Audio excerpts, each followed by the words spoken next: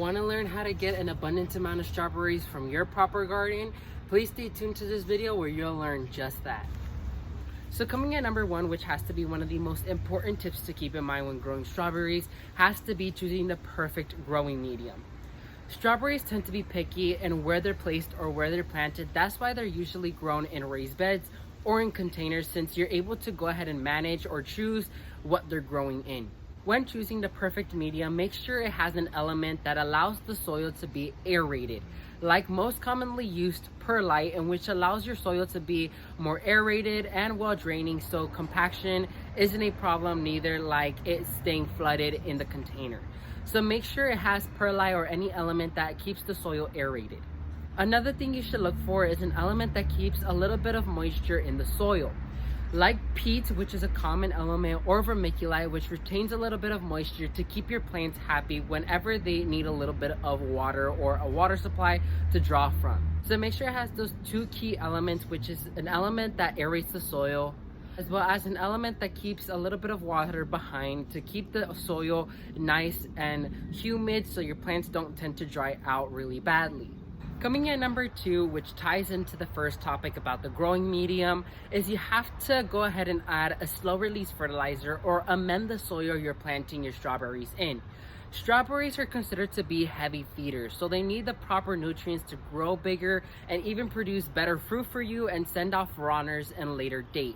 So make sure you amend that soil with either organic compost or organic fertilizer.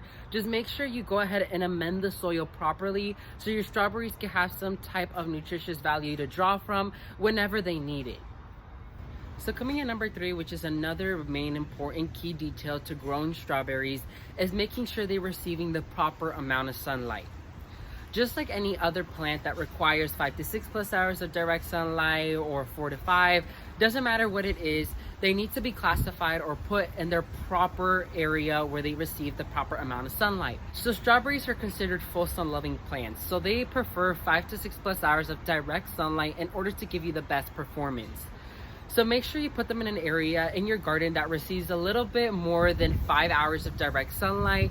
You can plant them in an area that receives 4 hours of direct sunlight, but always try to plant them in an area that receives more, because that means that your plants will be doing more photosynthesis, which that means they'll create more energy and they'll perform the best in more sunlight areas.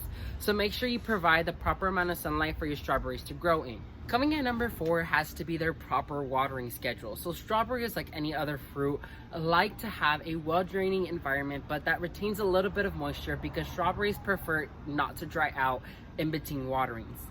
So if you live in a humid or tropical climate, make sure you go ahead and plant them. So if you live in a tropical or humid area, your watering schedule could be a little bit more flexible, since the humidity and you get constant rainfall. Those factors allow you to go ahead and set back your watering schedule to a little bit more. So you, instead of watering like 2 to 3 times per week, instead you could go ahead and water 1 time to 2 times every week, depending on how the soil looks. So make sure you always check the soil to see if it's dry, if it's humid, if it's wet.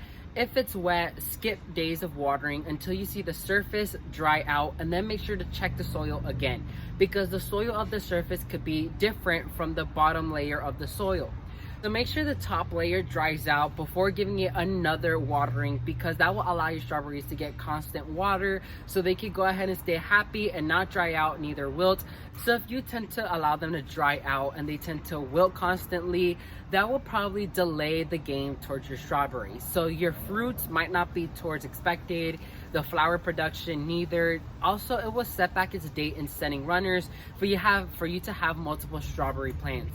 So make sure you have a set watering schedule that is adjusted to your climate, whether you be in a tropical and humid area where you're able to water 1 to 2 times every week, or if you're in a drought climate where you have to water almost 3 to 4 times a week so your plants can stay happy. Especially if in their containers and they have proper drainage, they can tend to dry out often, or if you're having them in hanging baskets like I do. Like any other plant, pests and diseases, as well as some certain types of critters, can come pay a visit towards your garden and ruin certain plants or set them back a little bit. So pests and diseases, more like the insects like aphids, powdery mildew, whitefly, anything in that category. Make sure you stay vigilant checking the surface of the soil as well as checking the under of the leaves, where is the most common areas where pests and diseases tend to hang around. If you see early signs of these pests or diseases, you can always organically treat them with milk and water, or you could treat them with the soap and water-based solution, or you could get neem oil, which is my preferred organic solution to treat these types of critters.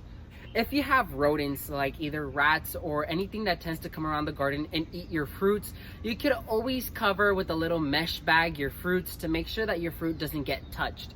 Make sure that it's really sturdy in there, because if not, the rodents will find its way into the bag and eat your fruit. So make sure you secure your fruit by putting a mesh bag or covering it with multiple different rags or a soft cloth. So that's gonna be it for this exciting sprouting video. My name is Emmanuel Arcette, well known to be the Ultimate Gardener, and please never forget to grow big, Ultimate Gardeners. Bye.